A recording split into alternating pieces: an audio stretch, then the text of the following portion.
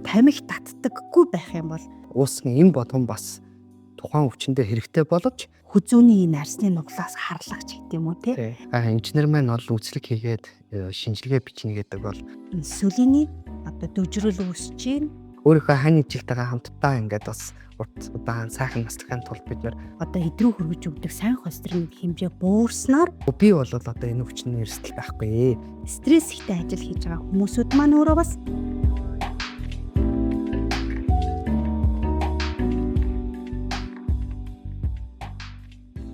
Сайн байцгаана уу? Та бүхэнд энэ өдрийн мэндийг хүргэе.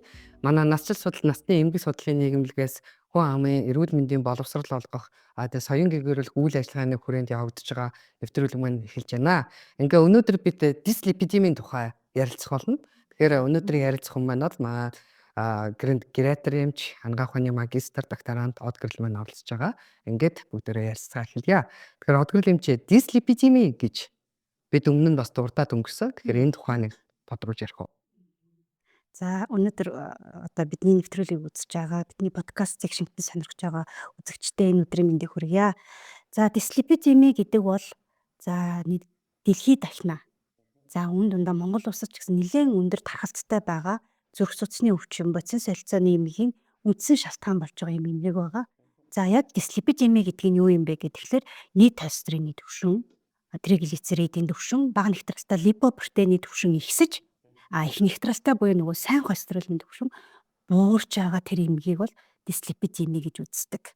Тэгэхээр дислипидеми гэдэг нь одоо энгийн үг хэлэх юм бол цуснд муу холестерин буюу тодорхой хэмжээний өөхлөг бүтэц бүхий тийм ээ зүйлсүүд ихсээд байна гэсэн үг тийм үү? Тэгээд судас хатуурах үндсэн шалтгаан болоод тэгээд харин судасны хатуурлыг засдаг тэр өөх тосыг тээвэрлээд идрүү хөргөж өгдөг сайн холестерины хэмжээ буурснаар цусндах өөх тосны хэмжээ ихсэж цусны урсгах чанар муудаж судас нь эмийг өөрчлөлт өгдөг ийм эмгийг бол дислипидеми гэж байгаа. Энэ бол бодисын солилцооны тэгээ молекул биологийн маш олон зүйлээр тайлбарлагддаг. Энэ эмгийг бол дислипидеми гэж ойлгож болно. Тэгэхээр ер нь ингээд дислипидеми гэдэг энэ зүйл маань хэдийн наснаас эхэлж ер нь илэрх хандлагатай байдгүй. Энийг хэрвээ бид нэр эрт илрүүлэг хийх яа гэх юм бол аль наснаасаа эхэлж урьдчилан сэргийлэх үзлэг буюу эрт илрүүлэх төр нь хорж явах хэрэгтэй байдгүй. За нөгөө дислипидеми маань тухайн хүний амьдралын хэм маяг идж байгаа хоол унднаас хамааруулаад дээр нь нэмээд удамшлын хүчин зүйлээс хамаарат ер нь бол 20-с дээш наснд бол дислипидемийн эрсдэлтэй байх магадaltaй хүмүүс. Жишээлбэл юу вэ гэхээр нэгдүгээр үеийн буюу ээж аав ах дүүс нь эрэгтэй хүн бол 50 наснаас өмнө, эмэгтэй хүн 60 наснаас өмнө харвалт зүрхний шигдээс тэгээд зүрхний гидийн нас баралт бүртгэгдчихсэн бол энэ бол удамшлын байх магадлалтай гэж үзээд 20-с 34 наснд бол ингээд надад эрсдэл байгаа юм биш үсттэй гэд хүмүүс өөртөө эрүүл мэндийн анхаарал тавиад илрүүлэхт бол хамрагдах хэрэгтэй. Тэгээд өөх тосны солилцооныхоо үзүүлэлтийг үзүүлээд энэ маань хэрэг байхгүй байх юм бол ер нь бол 5 жил тутамд бол хянуулаад явна гэсэн үг. Хэрэг дээрх хүчин зүйл байхгүй байх юм бол яг уу гэхээр ер нь 40-с дээш наснд бол тогтмол үзлэгт хамрагдаад өөх тосны солилцооныхоо үзүүлэлтүүдийг үзүүлээд явах хэрэгтэй. За энэ дэр нэг юм бид нар мэдэх хэрэгтэй гэж үздэг. Ер нь бол өөх тосны солилцоонд дандаа нөгөө атроген шин чанартай өөх тос гэдэг маань болохоор юу гэхээр триглицерид их нэгтралтай липопротеины харьцаа 2-оос дээш ч гэдэг юм уу те байх юм бол эсвэл бага нэгтралтай липопротеин их нэгтралтай липопротеиний харьцаа ингээд хідээ чинээ ингээд ялгаатай байна. Сайн холестерин түвшин ялгаатай байх тусам илүү их судас хатуурлыг зааж яана гэж үзээд шинжилгээнд хэрэг эрт илрүүлэгдэж бай, эсвэл санамсаргүйч бай, эсвэл ажилтны эрүүл мэндийн үзлэгээр гарч ирсэн шинжилгээнд л өөрчлөлт илэрж исэн бол тэрийгэ бууруулах арга хэмжээг аваад тэгээд цаашид бол өөрчлөлт илэрж исэн бол жил тутамд хянаад явна л гэсэн. Тэгэхээр нөгөө эрт илрүүлэх үзлэг дээр бол тодорхой давтамжуудыг зааж өгдөг шүү дээ. Тэгэхээр та сая хэллээ хэрвээ 20 наснаас эхлээд явах юм бол тодорхой үзлэгт орох хэрэгтэй гэх. Энэ нэг 5-6 жилийн давтамжтайгаар үзүүлээд явах боломжтой байдаг те. Нас нэмэгдэх тусам энэ давтамжууд ойгддаг тийм үү? Тий. Би саяны үн дээр бас дутуу ярьсан. Миний үгээр нэгдүгээр үе буюу ээж аавд бол одоо 50 наснаас 60 наснаас өмнө байхаас гадна хоёрдугаар үе буюу одоо нагц нар, авга нар тий бас зүрхний шигдээс, тархины харвалтад яг тэр насанд өртөжл байсан бол би надад бас эрсдэл байна л гэсэн үг. Ягаад гэвэл тухайн тэр одоо өг тосныхоо солилцоо, за тэр өг тосыг зөөж идэг одоо үүргийн солилцооны алдагдал байх магадлал маш өндөртэй байна гэсэн үг. Тэгэхээр одоо манай залуучууд те одоо 20 настай, 30 настай, 40 нас дөнгөж одоо хурж явж байгаа залуучуудын хувьд бол юу гэж боддог гэхээр би бол одоо энэ өвчний эрсдэл байхгүй тий. Одоо би одоо тарган биш ээ тий. За би ингээд одоо янз янзын юм хэрэглэхгүй одоо ингээд сайхан явж байгаа учраас өвдөх юм байхгүй байгаа учраас одоо энэ бол асуудалгүй ингээд бодоо яваад байдаг тийм үү. Тэгвэл энэний заатал дээр бид энэ бүдийг бодож үзэх хэрэгтэй ахна шүү дээ. Хэрвээ хэн нэгэн танаа гэр бүлээс одоо ийм байдалд орчоод танд эрсдэл байж бодсошгүй учраас үзүүлээ гэсэн үг байна тий. Ингээд бодисын солилцооны өөрчлөлтүүд байна уу? Холестерины солилцооны өөрчлөлтүүд байна уу? Тэ? Өг тосны өөрчлөлт байна уу гэдгийг ингээд бид нар үзүүлчих хэрэгтэй байна тийм үү? За зөвхөн одоо нэгдүгüрт нь бол ингээд удмын хүчин зүйлнэ. Хоёрд нь бол нас. За нас ахих тусам бол одоо нөгөө хойс өг тосны солилцооны үзэг даалтагдана. Тийм учраас 40-с дээш наснд бол одоо 5 жил тутамд байд юм уу те.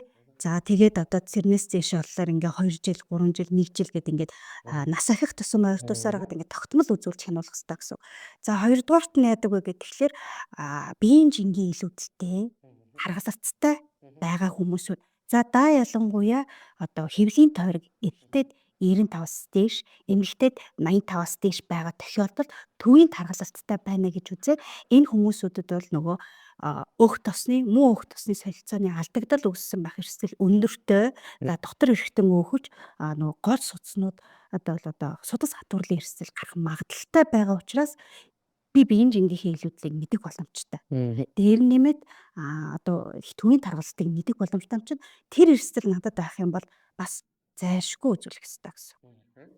Бас өөр нэг үзүүлэлт маань юу гэдэг вэ гэхээр цусан дах глюкозын хэмжээ үйл ялэг бас ингэж хэлбэлцдэг байх юм бол цусны даралт одоо 130-аас дээш ч юм уу те их ачааллын дараа ихсчдэг ч юм уу тийм хүмүүсүүд мөн стресс ихтэй ажил хийж байгаа хүмүүсүүд маань өөрөө бас энэ эрсдэл болдог учраас хэрэг дээрх хүчин зүйлүүд надад байна л гэж үзвэл надад өг тосны солилцооны алдагдал байх магадлалтай гэж үзээд бас урьдчилан сэргийлэх, эрт илрүүлэхтэй хамрагдаад яг тэр өг тосны солилцооны үзүүлэлтүүдээ үзүүлэх хэрэгтэй. Яг тийм. Тэгэхээр манай насны эмчнэр бол хэлдэг шүү дээ. Хэрвээ 55 нас хүрсэн л бол та 2 жил тутам үзүүлж явах хэрэгтэй тий. 65 нас хүрсэн бол та жил болгон үзүүлж явах хэрэгтэй гэдэг. Тэгэхээр энэ маань юу гэж яах вэ? Бид нарыг өндөр настай тэрхийн цагт амьдралын чанарыг хангахын тулд тэгээ өөрийгөө бие дааж авч чадахын тулд хийх гээд байгаа гэж асуудал тийм ээ. Тэгэхээр юу нэгэ дистепизими гэдэг энэ асуудал ингээд яриад тэгэхээр тэрний нэг үнэлгээний шалгууруудын тухай ярьдаг тий. Бид бас энэ хугацаанд нэвтрүүлэг одоо анхныхаа подкастыг хийснээс хойш өөрийнхөө пэйж хуудасаар бол та бүхэнд холбогдолтой мэдээллүүдийг бол явуулж байгаа. Тэгэхээр энэ мэдээллүүдийг та бүгд бас унших юм бол тэр дотроос нэг асуучих юмсан гэсэн асуултуудын хариултууд бас харагдаж байх хаа гэж би бодож байна. Тэгэхээр яг энэ одоо үнэлээд байдаг энэ скорууд гэж яригадад байдаг тий зүйлсүүд дээр хийлж өгөх зүйлсүүд байна. Манай иргэд бас шинжилгээгээ нэг хараад ингээд өөрсдөд нь байж байгаа шүү дээ цаасан дээр тий. Тэгвэл тэрийг ингээд байр сууж хагаад харъя гэж бодвол та ямар шалгуурууд ямар үзүүлэлтүүдийг тий онцгой анхаарах хэрэгтэй вэ? Энэ эрсдлийн зэргүүдийг яаж одоо ангиддаг вэ? Энэ талаар нэг зөвлөд өгөх үү? За зүрх судасны одоо өвчний ойр 10 жил дотор одоо зүрхний хүндрэл үүсэх магадлал эрсдлийг тодорхойлдог скор оноо гэж байдаг. За тэр скор оноо маань бол нэгдүгээрт нь бол одоо чихрийн шижинтэй юугүй юу? За хоёрдугаарт нь хүүснээс хамаарат. Гуравдугаарт нь тухайн хүний скор оноогоор үнэлэхэд тухайн хүний нас. За тэгээд нийт холестерины төвшин. Тэгээд систлийн даралт. Их мэтийн үзүүлэлт тэгээд тамхи татдаг гэсэн өгүүлэмжтэй байхад тухайн хүний одоо тэр эрсдлүүдээс нь үнэлээд ингээд харгалзах одоо тэр нүхийн одоо харгалзах тэр утгыг нь болоод байхад бол ойрын 10 жил зүрхний шигдээс, тархины харвал, титмийн цочмог хамшинж гэх мэт зүрх судасны эрсдэл үүсэх магадлалыг хуваар илэрхийлсэн тоогоор гаргаж ирнэ гэсэн. Хэдий чиний өндөр хувьтай гарна, төдий чиний ойр 10 жил зүрхний дээрх хүндрэлүүд үүсэх магадлалтай учраас тэрнээс нь шалтгаалж бид нар яах ёстой вэ гэхээр одоо гэгдмээ барих юм уу? тий хоолныхоо эсвэл хөдөлгөөнийхөө дэглэмд өөрчлөлт оруулах юм уу? Мм. Эсвэл бүр эмчилгээг одоо ярилцах юм уу? Эсвэл эмчилгээг хойштуулах юм уу? Эхлэх бол зорилттой тунгаа хиддээр барих юм бэ гэх мэтэр одоо яг нь бага эрсдэл, дунд эрсдэл, өндөр эрсдэл, маш өндөр эрсдэл гэсэн байдлаар бол хуваадаг. Скорыг хинд үнэлэхийг зөвлөдөг вэ гэхэлэр ер нь харьцангуй эрүүл гэж бодож байгаа. Тэгээ зүрх судасны одоо өвчтөе эсхийг мэдэхгүй байгаа. За тэгээд 40-өөс дээш насны хүмүүс тэгээд анхан шатны эрүүл мэндийн үзэлгээр үнэлж илрүүлэх боломжтой. Тэгтэл хизээний одоо титэм судасны одоо зүрхний ишемийн өвчтөй ч гэдэм үү те эсвэл одоо даралт хэсэлтэй ч гэдэм үү тийм байгаа тохиолдолд бол арай өөр үнэлгээгээр бусад одоо наривчсан шинжилгээнүүдээр үнэлэгдэнэ гэсэн үг. Тэгэхээр зүрх судасны ахын өвчнүүд гэхээр ихээр манайхан даралт хэсэг өвчний тухай бас их ярьдаг шүү дээ, тий. Тэгээ хүмүүс маань дээд даралт, доод даралт гэж их ярьдаг. Одоо бид нар бол систем диастлийн даралт гэж ярьждаг эмч нар, тий. Тэгэхээр энэ дээд даралт, доод даралттай таас нэг хэдэн зөвлөмжийг өгөөч нь хүмүүс хэд байвал эн чинь байх ёстой. Хэдээс дээш гараад байвал тэр доод даралтаар ямар хэмжээнүүд нь илүү ач холбогдолтой байдаг юм бэ? Дээд даралт дээр гэдэг нь ямар юм бэ гэдэг нэг тодруулаад ярьж өгөө. За ер нь бол цусны даралт гэдэг маань судасны хан дээр ирж байгаа. Одоо цусны урсгалын одоо юг даралтын цусны урсгалын одоо тэр даралтыг бол даралт гэж үзэж байгаа. Тэгэхээр энэ маань юунаас хамаардаг вэ? Нэгдүгээр зүрхний агшилтын тоо, хоёрдугаарт нь тэр цусан дотор урсаж байгаа цусны одоо хэр өтгөн байна уу гэдгээс тэгээд дээр нь судас хэр агшилттай байна уу гэдгээс хамаарж байгаа үзүүлэлт гэсэн. Тэгэхээр зүрхний агшилтын даралтыг буюу систлийн даралт, дээд даралт гэж үздэг. Тэгвэл доод даралт гэдэг маань өөрөө судас агшил те байгаа. Тэрийг бол одоо сулралын даралт гэж үздэг байгаа. Тэгэхээр юу вэ гэхээр даралт хэдий чинээ өндөрэн төдий чинээ зүрх судасны эрсдэл маш их байна л гэсэн үг. Тийм учраас бид нар яах ёстой бэ гэхээр ер нь бол би хэд гэдэг даралттай гэдэг мэдэх ёстой. Энэ маань бол хувь хүний онцлогоос хамаарч өөр өөр гэж болдог байхгүй. За жишээлбэл залуу хүн дээр жаргал хэвэн байтал тий тэгжээд л одоо 40-оос дээш наснд нэг 170 ч юм уу тий ингээд 120 80 130 гэдэг ингээд хүний одоо наснаас хамаарат ингээд ихсэж болдог.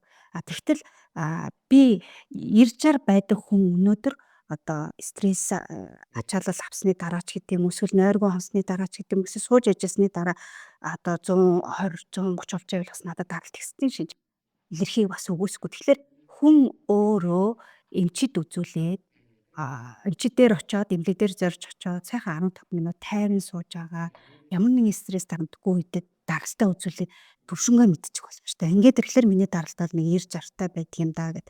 Одоо сүүлийн үед одоо төхөөрөмжүүд гарцсан тий цаг бугын цагч гэдэг юм уу утсаараа ч гэдэг юм уу мэдэх боломжтой. Тэгэхээр тэр даралтыг хэд байна вэ гэдгийг мэдэж авах гэдэг нь бид нар маш олон зүйлийн эрсдлээс бас сэргийлж чадна гэсэн. Тэгээд байх ёстой даралтаас л ингээл 20 мм мөнгөсний багнаар дээс гараад тэгээд одоо нүд бүрэлзэгч гэдэг юм уу тарих толгой хөөрөгч гэдэг юм уу тэгээд одоо зүрхөр өвдөгч гэдэг юм уу бусад тийм зовир үүсгээд байх юм бол энэ бол бас даралтын шинж байна л гэсэн үг. Тэгэхээр ер нь бол 130 80-аас доош байх бол 130 80-аас доош байх ёстой. Түүнээс дээш ах юм бол дээр нь нэг хид хідэн удаагийн хэмжээл дээр энд хэмжигдэх юм бол одоо даралт ихсэх өвчин болсон байна гэж үзэж бас болох нэ. Тэгэхээр бид нар ер нь зүрх судасны архаг өвчнүүд гэдгээр дээр яригдж байгаа учраас бас бид нар энийг нэмэлт одоо мэдээлэл олгох хүрэж байна тийм ээ. Тэгэхээр одоо нөгөө скоророо ингээд үзье. Жишээлбэл би одоо өнөөдөр үзлээ гэж бодъё л да. Тэгсэн чинь ингээд миний хариунууд гараад ирсэн чинь надад ингээд таны бага нэгтралтай липопортит чинь хэмжээ нэгсчихжээ. За энэ чинь одоо 1.2 болцсон байна. 1.8 болцсон байна ч юм уу. Нэг бол 2 болчихсон байна гэдэг ингээд хэллээ гэж одоо энд. Тэгэхэд тэрийг бид нэр одоо үнж мэддэг байх хэрэгтэй гэсэн үг шүү дээ нөгөө л тийм үү тий. За одоо жишээлбэл бага нэгтралтай липопортитын хэмжээ 2 мм болцсон байх юм бол юу гэж үзэх вэ тэрийг тий.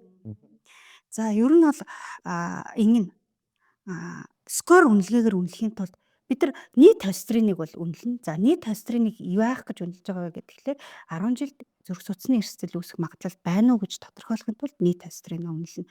За нийт холестеринаа үнэлээд холестерин маань өндөр гартлаа. 10 жилд одоо зүрх судасны өвчин үүсэх эрсдэл одоо 5%-аас дээш болцлаа. Их юм бол нь яах вэ гэхээр дараа нь бид нэр бага нэгтрэлтэй липопротеидээ үзнэ. Бага нэгтрэлтэй липопротеидээ үзэж яаж байгаа вэ гэхээр одоо би хэд байгааг хэд болтол эмчлэх юм бэ гэх нөгөө эмчилгээний зорилттой тунгаа гаргаж ирэхийн тулд бага нэгтрэлтэй липопротеид үзнэ. Дээр нэмээд их нэгтрэлтэй липопротеидоо яах гэж бусад тэрийг хэцрээд ч юм их нэгтрэлтэй липопротеидээ яах гэж үзэх вэ гэхээр зүрх судасны одоо хүндрэл өөр байна уу гэдгийг илрүүлэх зорилгоор хоёрдугаар талалт ч гэдэм үү те зүрх судасны комитуудаар бол нөлөөлнө гэсэн үг. Эрсдэл нэгээс доош байхыг бол бага эрсдэлтэй гэж үзье. Бага эрсдэлтэй гэж үзээд бид нэр 12 сар тутам эрсдлээ үнэлүүлээд явна гэсэн үг. За тэгтэл эрсдэл маань одоо юу гэдгийг те 5% хүртэл байх юм бол бид нар одоо 1-5% байх юм бол дунд эрсдэлтэй байна гэж үзнэ. За дунд эрсдэлтэй байгаа тохиолдолд бол бид нар амьдралын хэм маягийг өөрчлөх зөвлөгөө, хоолныхоо одоо хансан өөх тосоо 30%-аар бууруулах, за хөдөлгөөнийхөө эрч итэвхийг нэмэгдүүлэх маягаар биеийн жингээхээ индексийг бууруулах, төвийн тархалт тавил одоо төвийн тархалтаа бууруулах гэх мэтээр одоо нөгөө амьдралын хэм маяг өөрчлөх менежментийг бол одоо ярилцсан. За тэгээд энэ үед бол бид нэр бага нэгтрэлтэй липопротеидын түвшин бол 2.6-аас доош байх талаар зөвлөгөө өгнө. За тэгээ өндөр эрсдэлтэй гараад ирэх юм бол яах вэ гэхээр за энэ үед бол бид нэр за цусны холестерин бууруулах эмийн эмчилгээ, амьдралын хэм маягийг одоо өөрчлөх зөвлөгөөн дээр нэмэгдээд цусны холестерин бууруулах эмчилгээг статины бүлгийнээр эхлэх тэгээд эхлэхийг зөвлөнө. Тэгээ бид нар энд бол 1.8 ммол/литрээс доош бага нэгтрэлтэй липопротеидыг буулгах тал эмчилж хянана гэсэн үг. Тэгээд дараа нь яах вэ гэхээр маш өндөр эрсдэлтэй буюу зүрх судасны өвчний эрсдэл гарч ирсэн байгаа тохиолдолд яах вэ гэхээр бид нар 1.4-өөс доош буулгах зорилгоор байна. Тэгэхээр бид нар зүгээр яг ингээд бага нэгтрэлтэй тэд байна, тэдээс доош тэгнэ гэж үздэг байна ш. Хэдий чиний эрсдэл өндөр, төдий чиний судсан дээр хатуурлын процесс бол явагдсан байгаа учраас нэмж хатууруулахгүй тулд яах вэ гэхээр тэр муу холестерин гэдэг зүйлийг өшөө доошоо барина л гэсэн үг байна. Тийм байх нь. Тэгэхээр бид нар ингэдэг штэ. Зарим хүмүүс ингэдэг би одоо таргаан, сахар ихссэн тий. Тэгээ одоо ер нь бол одоо тэгээ нэг хэмжлэгээ үдүн тийм үү гэдэг ийм асуултууд их асуугаад байдаг. Тэгэх тусмаа илүү одоо тий амьдралын хэмээгээ өөртөө хоодныхоо асуудлыг дасаг хөдөлгөөнөө зөв дээрээс нь эмчилгээний зөв сонголт, зөв тун барьж хэмжих хэрэгтэй гэсэн үг шүү дээ, тийм үү? За манайх нөгөө 2018 онд дислипидемийн анхны удирдамжаа бол үндэсний удирдамжаа бол гаргасан байж байгаа. Сая өнгөрсөн оны 12 сард бол шинжилсэн баг. За шинжилээд яасан бэ гэхээр шинжилсэн одоо юуны одоо үндэслэл хэсэгт манад яагаад дислипидемийг эмчлэх шаардлагатай вэ гэдэг үндэслэлийг гаргахдаа юу гэдэг юм бэ? Одоо степ судалгаагаар бид нар 45% нь бол тий дислипидемик бол байд юм байна. Одоо нөгөө хархаг бус өвчний, халдвар тус өвчний эрсдэлд бол дислипидеми нэлээд өндөр хувьтай байдаг юм байна гэж үздэг юм байна. За тэгвэл дислипидемитэй 3 хүн тутмын нэг нь бол өөрийгөө өөх тос ихтэй гэдгийг мэддэг юм байна. За тэгчээтэл яах нь вэ? 5 хүн тутмын үлцэн орыг мэдхгүй. Менежмент хийхгүй гэсэн үг. За тэгтэл мэдсэн хүмүүсүүдийнхаа 5 хүн тутмын нэг нь яадаг байх нь вэ? Менежмент ийм уу. За тэрийг бууруулах гэж бас нэг арга хэмжээ авч бас нэг их эрсдлээс сэргийлдэг байна. За тэгвэл ийм нуусан 10 хүн тутмын нэг нь зорилттой төвшөндөө хүртэл уудаг. За. Нүгээр хэлбэл бид мэддэг үү? Мэдсэж хайхардаг уу? Хайхарсан одоо тэгээд мэдгүйгээс одоо хэлж ийм юм байгаа учраас л бид нар яах нь капиталч гэсэн одоо энэ нийгэмлэгийнхээ цахим хуудасаар дамжуулаад ерөөсөө хүн амын эрүүл мэндийн боловсролд хувь нэмрээ оруулъя гэдэг одоо энэ подкастуудыг цааш лайв ч гэдэг юм уу те ингээ хийгээл гэж үздэг. Тэгэхээр бид нар өнөөдөр биднэрт анзаарагдахгүй те дислипидеми яагаад анзаарагддгүй вэ гэхлээр яг ингээд өөх тосны үзүүлэлт хэлбэлцсэн байхдаа биднэрт ямар чинж тэмдэг илэрдэггүй. Нөгөө 20 жилийн туршид нөгөө судасны хан дээр болж байгаа процесс маань өөрөө даамжирсаар хаан зөөр зүрхний цэцэм судсан дэвэл зүрхний талын завууд тэнд эхэлж эхэлнэ. Тархин дэвэл тархины одоо юу гэдэг мартад санагч гэдэг юм уу тэ тархи толгоо өвдөгч гэдэг юм уу чих шүүгэх нүд бүрэлцэх энэ зөөрүүд. За хүлний судсан дахин бол одоо цахын судсан дахин бол явсны дараа хүл өвдөх, бучингаар өвдөх, янгинах ч гэдэг юм. Энэ зөөрүүд гарсан үед бол хизээний хориодцсон байх гэдэг учраас тэгэж нөгөө менежментийг оройтуулахгүй тул бид нар ерөөсөө л энэ өөрснийхөө дуу хоолойг мэрэгжлийн чинь дуу хоолойг өргөж ингэж хүмүүсүүдийг ийшээ бас жоохон тодорхой хэмжээгээр анхааруулъяас гэж Тэгээ тавиулаад түрүүн байна. таны хэлсэн жишээн дээр хэллээ шүү дээ. Бид нар өөрсдөө мэдчихэд байгаа хэрнээ мэдчихэд шүү дээ. Холестерин ихтэй байна. Би гэсэн хэрнээ тэр хүмүүс маань анхаарахгүй байгаа даа гэж хэлээд байна шүү дээ. 5 хүндэд минь нэг нь л анхаарч менеж хийж байна. Тэгэхээр 4 хүнд юу үсэж байна вэ гэхээр 4 20 жилийн дараагаар зүрхний шигдээсээр өвдөх магадaltaй. Та магадгүй машин бариа явж аваад гид зүрхний шигдээс болох магадaltaй. Тэ? Шүн унтчихагаад өглөөс ирэхгүй байх магадaltaй. Тийм үү? Нэг болвол нэг жоох стресс авахд дахны харуулдах магадaltaй гэсэн үг шүү дээ, тэ. Энэ бүгдийг чинь л бий болгох төгсдгийг та үл тоож байна л гэсэн үг, тийм үү? Тий гэсэн үг. Тэгээ нөгөө нэг эмчлүүлээд явж байгаа хэрнээ зорилттой түвшиндээ хүрэхгүй байгаа дээ, тийм үү? Зорилттой түвшинд хүрэхгүй байна гэдэг бол нэг бол та дуттай ямаа хаяа нэг хэрэгжилж хаяа нэг юм хэрэглэхгүй байгаад байгаатай яг адилхан орхиод байна л гэсэн үг, тийм үү? Тэрнийхээ оронд яах ёстой гэхээр тууштай хүрэх ёстой зорилттой түвшиндээ хүртлээ эмчлэх ёстой гэсэн үг. Ингэж чадах юм бол эргээгээд бид нар амьдралын чанарыг алдаад одоо тэр их хэцүү хүнд бэрхшээлтэй өвчнүүдээс өөрийгөө хамгаалж чадна гэсэн үг, тийм үү? Тэгээ жишээл одоо нэг айлд одоо бид нар насны эмч учраас бид нар энэ тохиолдолд олон байгаа даа тий. За аав маань цус харуулаа. За цус харсан ингээд асуудал үүслээ. Тэ яаснаа нөгөө судас бүгдөрсөн тэрний задлал дээр харуулт үүссэн ийм асуудал. Нэг бол шигдээс болсон. Зүрхний шигдээс болсон. Яасан титэм судаснд асуудал үүссэн. Яг энэ тохиолдолд ялангуяа монголчууд өнөөдөр гэр бүлийн бүтэц өөрчлөлтөө цөөхөн хүүхдтэй болсон тохиолдолд хэн аав ээжигээ харах вэ? Эмнэлэгт очиод сахиах хэрэгтэй болоход сахиах хөнгөө болж байна. За сахиад гэхэд акт нь амьдралын эдийн засгийн асуудлууд гаргаж эхэлж байна тий. Өнөөдөр тэр хүнд өнөөдөр ар гэрээ хэн нь авч явах вэ? Хэн нь нөгөө сахиж байгаа хүндээ хоолоо зөөх юм тийм ээ? Өнөөдөр эмнэлгүүд бүгд сахиурд одоо хоол өгöd байгаа тэр боломж бас бүх эмнэлэгт байхгүй. За зарим сайн менежменттэй газрууд бол хийгээл явдаг. Гэтэл яг ингээд 20 гаруй хоногийн асуудал явж байгаа амь насыг тэнцээд аваад үтсээ дараа сэргээн засах хэмжээний асуудал яригддаг. Тийм үү? Маш удаан хугацааны сэргээн засалтын үр дүнд нөгөө мэдрэмж алдагдсан байсан гар хөл хөдлөх асуудал яригдчих гэх тийм ээ. Өөрийгөө авч явж чаддаг, босч сууж чадах болох асуудал яриг. Үргэлжилсэн жил гарan, 2 жил гарan, 3 жил гарны уйггүй хичээл зүтгэлийн дараа эргээгээд хэвэн байдалд орох уугүй юу гэдэг асуудал яригдчих юм тийм үү. Тэгэхээр бид нар өнөөдөр өөрсдийнхөө ингээд нөгөө талаасаа бол хөдөлмөрлөх чадвар маань буурсан, орлого олох чадвар маань буурж байгаа тэр насан дээрээ ирээд бүр эрүүл мэндийн асуудалд орчих юм бол бид яах юм бэ гэдэг асуудал энэ зөвхөн яригадаад байгаа байхгүй. Тэгэхээр бид нар өнөөдөр чимээгүйгээр биднийг эзэнд хүмгийлж байгаа тэр одоо бидний организм дотор бүх судсуудын маань гэмтэж байгаа тэр холестерин, тэр липопротеин гэж яригадаад байгаа зүйлсийн талаар хүн болгон ойлголт аваад тэрийгэ шинжилээд тэрнийхээ эсрэг амьдралын хэм маягаа өөрчилж явах боломж байна шүү дээ, тийм ээ. Хэрвээ бид нэр бага эрсдэлтэй баах юм бол амьдралын хэм маягаа л өөрчилж байгаа шүү дээ. Тийм шүү. Хоолой зөв сонгож ид, дасаад хөдөлгөөний хий, тийм зөв хэм маягаар л амьдр. Өөр юм хэрэггүй байгаа тийм үү? Тэгэхээр бид нар саяын таны хэлсэн өндөр одоо бага эрсдэлээс дэше гараад дунд эрсдэл, өндөр эрсдэл, маш өндөр эрсдэлээр ороод ирэнгүүт биднээс гарах зардал, улсын орны гарах зардал, нэг өөр нөө эрүүл мэндийн даатгалаас гарах зардал, таны гормоноос гарах зардал хүртэл ингээ ихсээд эхэлж байна. Тийм учраас хүн болгон бид нар яах ёстой ах нь өөрийгөө шинжилүүлж харахтаар анхаарах ёстой байна гэсэн үг тийм үү?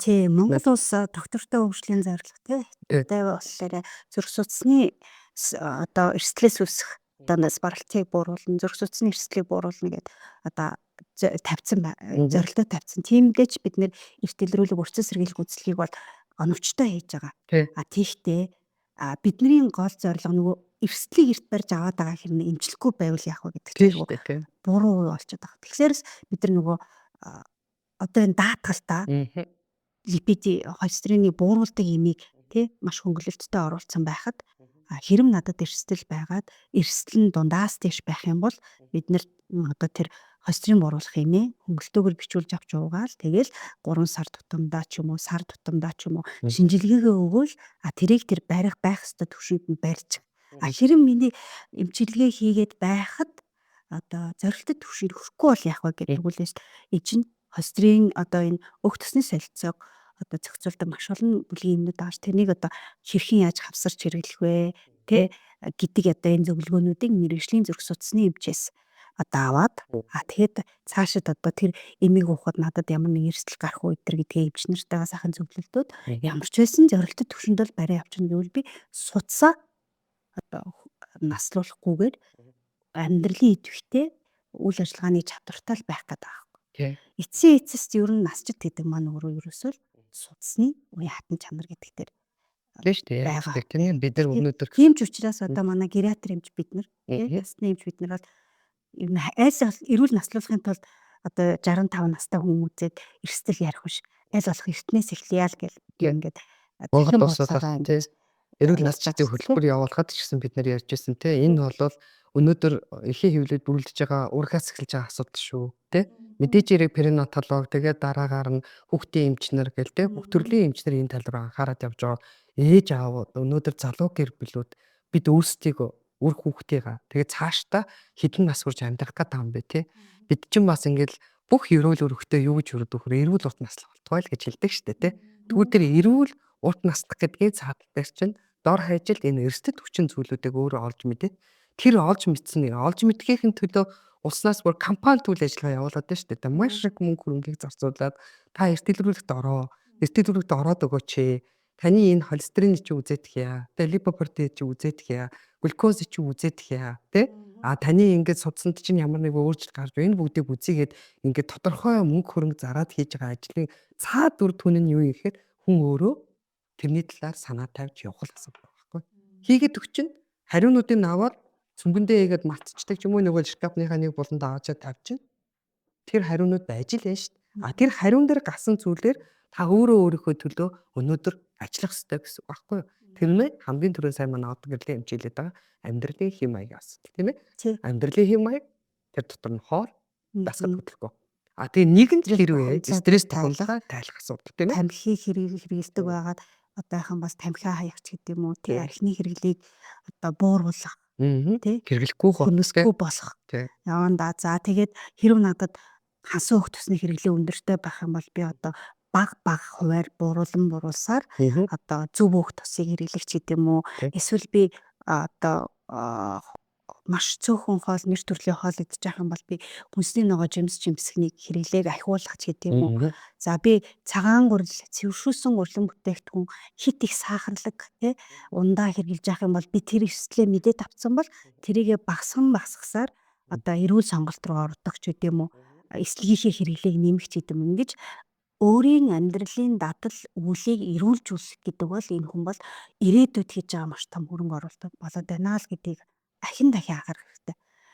Таны сая хэлсэн юм надад нэг юм таалагдсан юу гэдэг тэгэхээр өдгөөс 100 жилийн өмнө бол хүний дундаж наслалт бол одоо ийдгийн тий 40-тэй 46 тий байсан. Тийм 46 та тэгээд одоо 100 жилийн өмнө бол одоо 60-тай хүн гэдэг бол нэлээд өндөр настай хүн гэж үздэг байсан бол одоо 100 жилийн хугацаанд яаж байгаа вэ гэхээр өнөөдөр 60-тай хүн залуу хүн.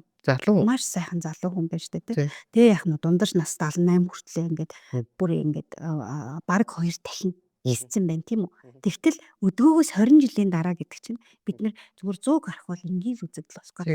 Тэгэхээр бид нэр бидний гол зорилго одоо эрүүл мэндийн салбарын гол зорилго бол юу вэ гэхээр эрүүл идэвхтэй амьдралын чанартай хугацааг л уртсах гэдэг байна. Яг гэнэ. Үүнээс ш би 60 настай харагчаад 100 хүртэл 40 жил одоо саазтайгаар өөртөө хүрчлэх чадваргүй байвал юу хэцүү шүү дээ. Тэгэхээр л бид нэр тэр хугацаа тэртээ тэргүй уртсчил авал би өөрийнхөө эрүүл мэндийг захин хамгаалах миний одоо журам төгрөг болох гэдэг байгаа байхгүй. Бидний бас нэг сая бэлдэж тавьсан постн дээр бичсэн байгаа шүү дээ. Эрүүл мэндийг тодорхойлдог юмны 55% иргэний өөрийн дадал, зуршил, зан үйлээс хамаарна. Эмнэлгийн тусламж бол 11%. Тэгэхээр бид нар эмнэлгийн тусламжийг сайжруулан, тусламж үйлчилгээгээ хүндээ хүртээмжтэй болгон, тусламж үйлчилгээнд тэгж сайжруулна. Мэдээж тусламж үйлчилгээ бол тэр шинэ онцлогоо, эмчилгээний техник, технологиг нэмэгдүүл, эмчнэрээ сайхан хөгжүүлэх нь бол мэдээж ойлгомжтой. Гэхдээ гол асуудал бол хувьд өөрт нь байгаа учраас хувьхан өөрийнхөө эрүүл мэндийн боловсрол зайлшгүй анхаарч яг тэр эхлээ боловсрсны дараагаар дадал өлөө өөрчлөх, тэгээ хандлагаа өөрчлөх, тэгээд эцэстээ яах вэ гэхээр одоо энэнийхээ чиглэл рүү арга хэмжээнүүдийг тогтвортой авах. Эсвэл удаан хугацааны ч гэсэн үр дүнтэй аргуудад бол бид нэр дасаж зохицож явсаар хагаад эрүүл урт наслалтыг бол эрүүл урт наслалтад хүрч чадна гэдэгт бол итгэдэг байхгүй. Зөв. Тэгэхээр зэрэг өнөөдрийн ярьж байгаа дислипидеми гэдэг энэ сэдв бол хүмүүс ингээд бодохоор энэ нэг юм нарийн одоо эмчнэр мэддэг те эмчнэрийн ярьдаг зүйлс юм байна гэж ойлгох биш байгаа байхгүй. Тэгэхээр энэ юу гэхээр энэ дислипидеми гэдэг чинь нөгөө бид нар нэг чимээгүй тахал гэж ярьдаг штэ те. Чимээгүй тахал одоо сахарын өвчин бол чимээгүй тахлын нэг бидний цаагуурын чимээгүй идж байгаа л одоо бүх судсууд ажиллахаагүй болоод дусдаг л өвчин шүү дээ. Явж байгаа тийм үү? Яг тэрнтэй адилхан дислипидеми яг л тийм өвчин. Зүрх судасны анхаг өвчнийг үүсгэдэг дөрвөн гол өвчин зүйлийн нэг нь. Тийм ээ? Тэгэхээр бид нэр энэ зүйлсүүдийг эртхэн мэдэж аваад баг залуугаасаа өөрөө өөрийгөө анхаарад яг өнөөдөр та хэдэн ч настай бай. Яг өнөөдөр мэдээлэл авсан бол өнөөдрөөс эхлэх хэрэгтэй байхгүй. Өнөөдрөөс эхлээл өөрийнхөө төлөө идж байгаа хоолн дээрээ хийж байгаа дасгал хөдөлгөөн дээрээ амьдралынхаа хэв маягн дээрээ аливаа бухимдлыг хүлээж авч даван туулах чадвар дээрээ ажиллах хэрэгтэй л гэсэн.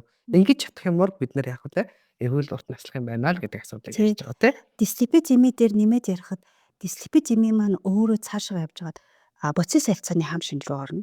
За боцис солилцооны хам шинж гэдэг маань болохоор бид нар ерөнхийдөө бол одоо нөгөө утсан дох өөх тос болон одоо глюкозынхаа хэмжээг цэвэршүүлж чадхаа болоод боцис солилцооны эмгэгшил төвшин эмгэгшил үүсэж байна гэсэн.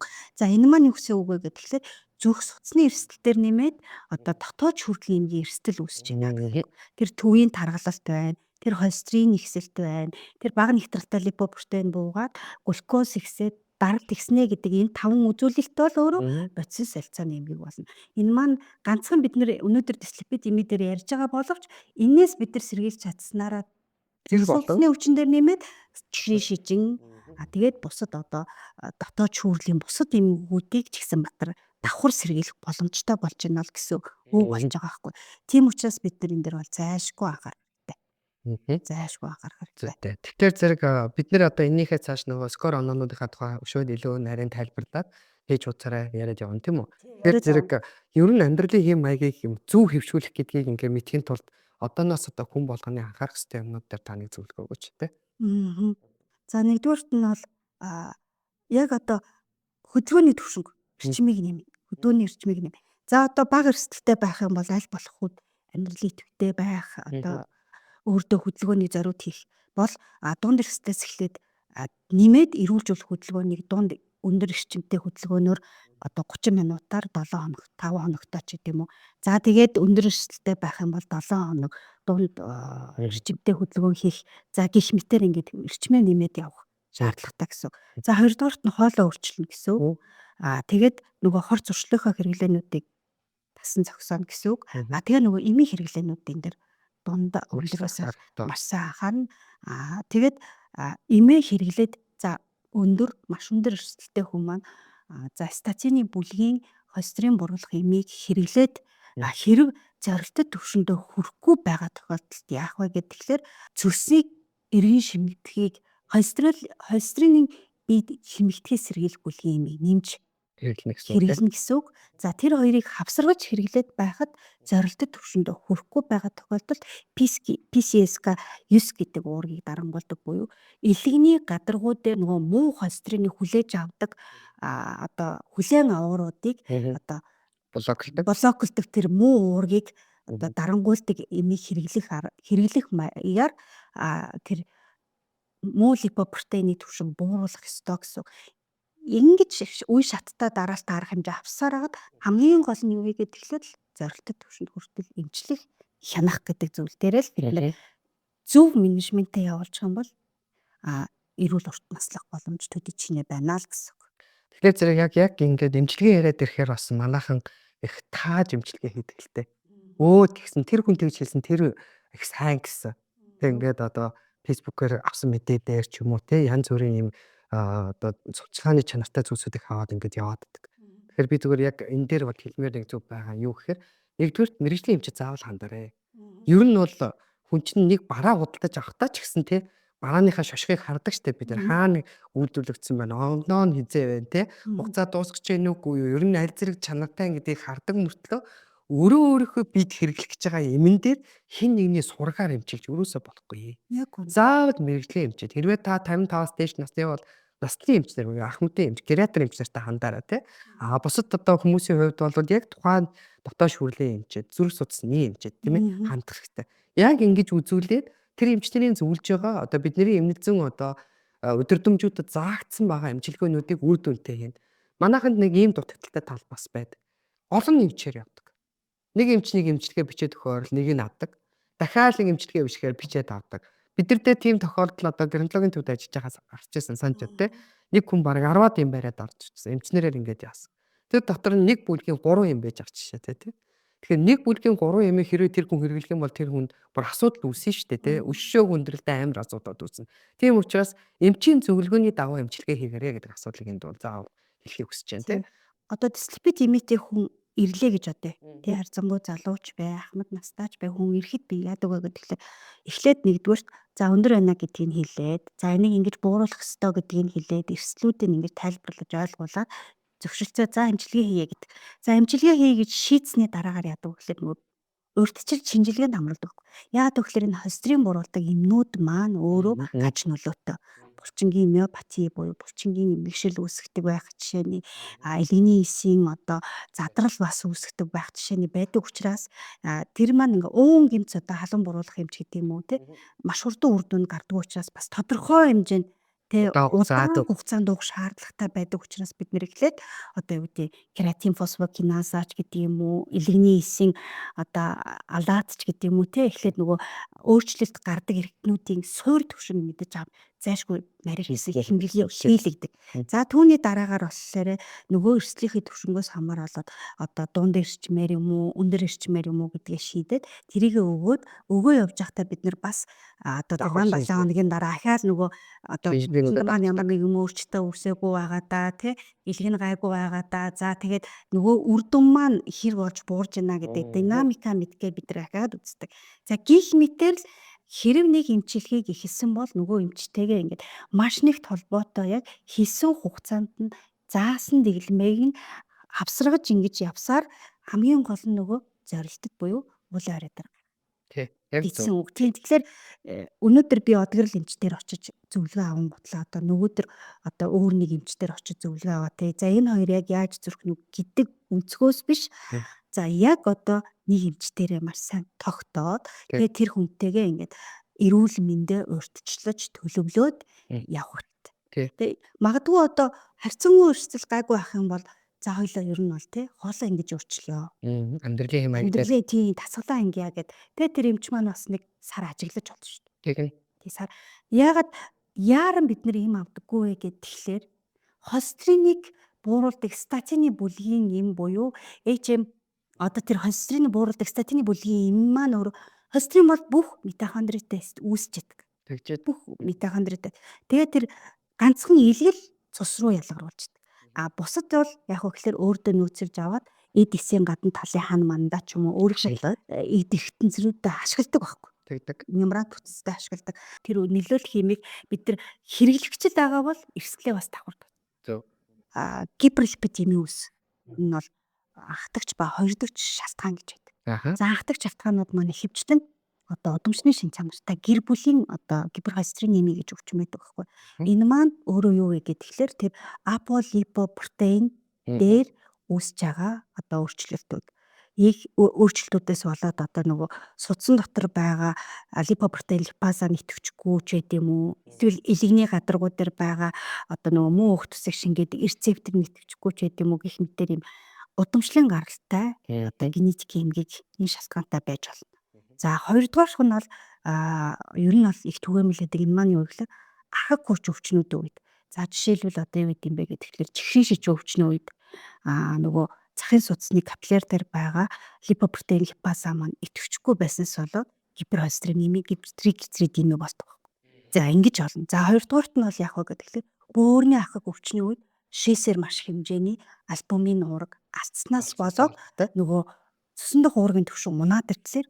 Цусны онкотик таралтыг барихын тулд илэг уурын үйлдвэрлэхдээ маш хэмжээний бага нэгтралтай липопротеин, маш бага нэгтралтай липопротеин үйлдвэрлэсний шалтгаантай, бөөрийн шалтгаантай үүсч болно.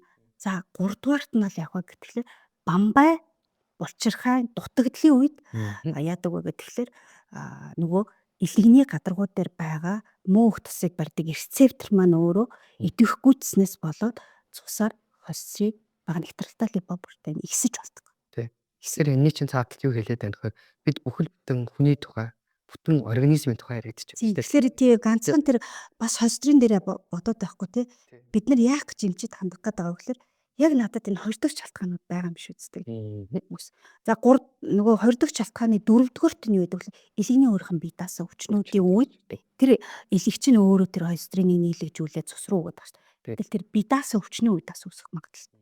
А нэмээд эмийн эмчилгээний хэрэг үед одоо бета блокатор ч байт юм уу, тиазид ч байт юм уу те гих мэт нөгөө им хэрглэж явах үед бас шинж тэмдгийн гаралтай холестерин ихсэлтүүд бол бас өгч болдог. Тэгэхээр бид нэр одоо хоёр дахь шалтгаан байна уу гэдэг нь анх дахьчийн хувьд бол харьцангуй залуу нас нь маш өндөр түвшинд илэрдэг. Маш өндөр түвшинд илэрдэг учраас яагаад ч гоо одоо бид дөнгөж 20 настай зөвхөн шигтээс онцлогддог ч юм уу.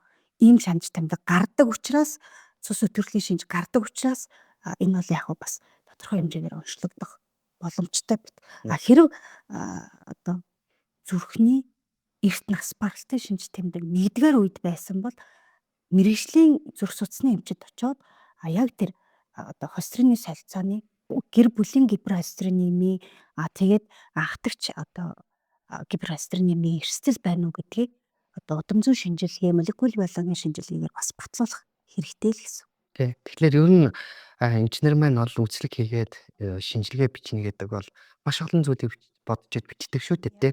Зүгээр нэг шинжийн тухай хязгаарч боддгоо тий. Одоо бидний одоо англиар олон улсын англиар баригдаж байгаа зөвхөн л одоо үсгээр ихэд хэд байдаг вүлээ.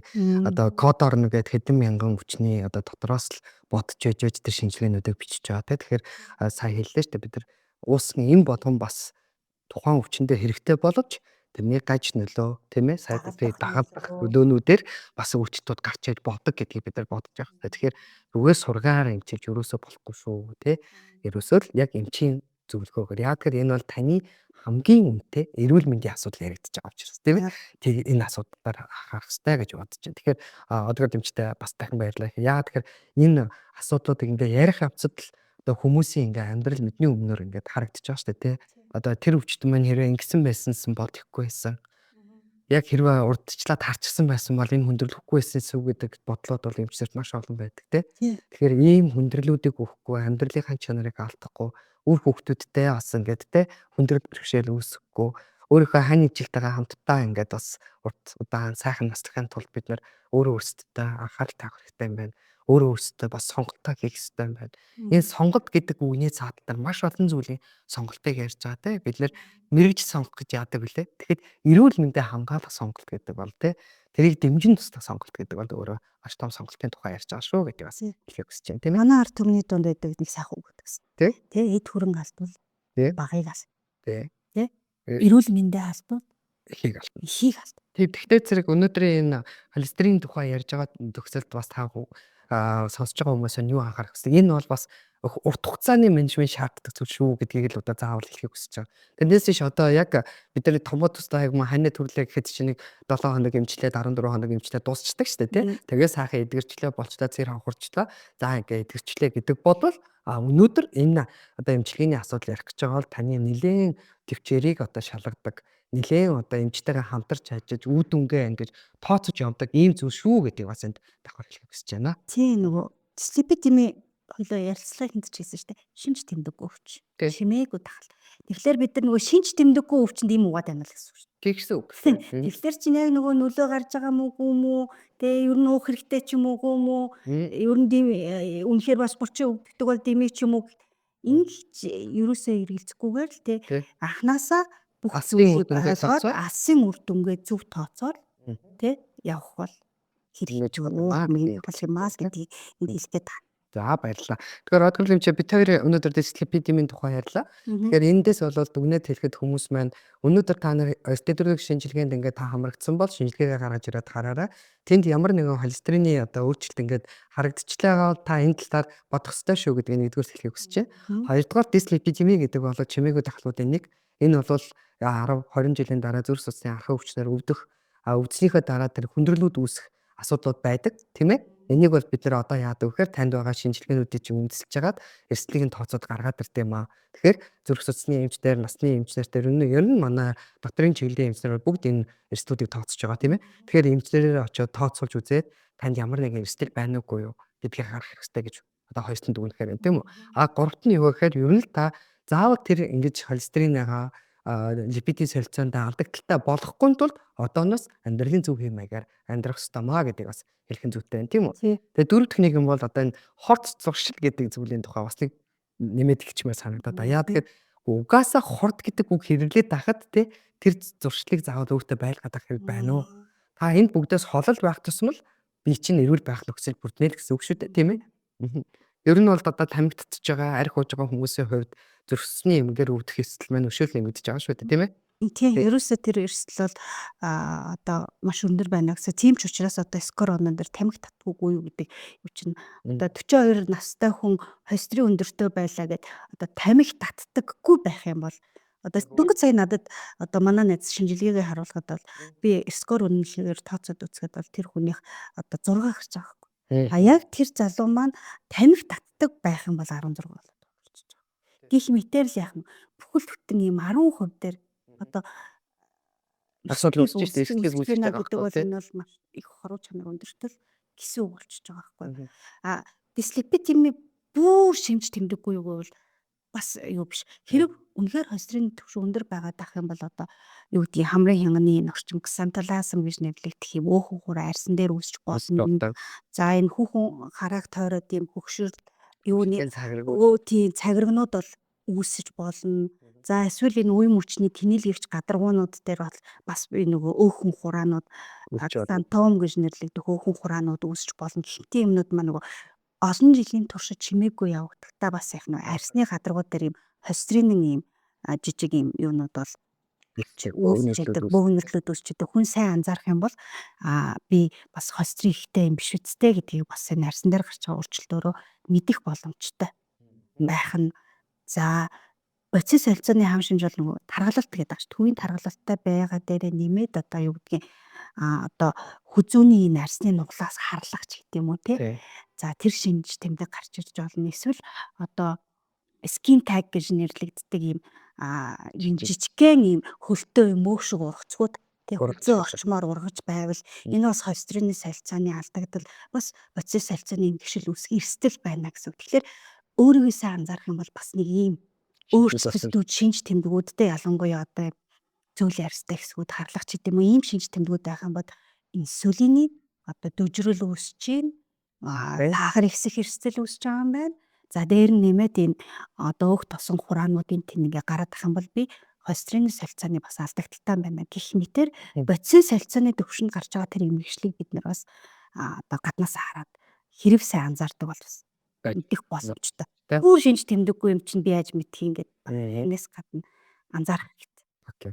За тэгэхээр зэрэг өнөөдөр бүгдөө дислипидемийн талаар ярилцлаа. Ингээд та бүгд бидний ярьсан яриатай холбоотойгоор асуух байх юм бол манай пэйж утсан тандаарай. За бид мөн пэйж утсаараа үргэлжлүүлэн энэ чиглэлийн одоо мэдээллүүдийг хүргэх болно. Ингээд өнөөдрийн ярилцлагад хүрэлцэн ирж оролцсон Одгор Дамжтай баярлалаа. Ингээд цаашдаа ажилтнаа амжилт хүсье. За баярлалаа.